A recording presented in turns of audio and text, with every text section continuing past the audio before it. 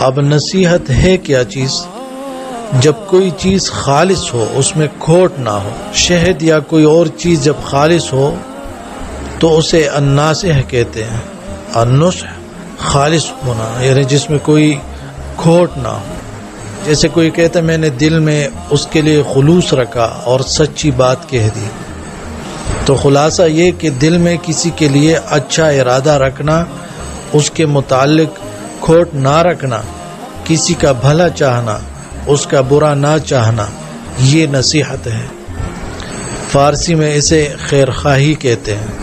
اللہ تعالی نے فرمایا یا ایھا الذین آمنوا توبوا الی اللہ توبۃ نصوحا، اے مومنو اللہ کی طرف خیر خواہی والا توبہ کرو، یعنی خالص توبہ جس کے ساتھ دل میں ارادہ ہو کہ اب یہ گناہ نہیں کروں گا. تو الدین النصیحہ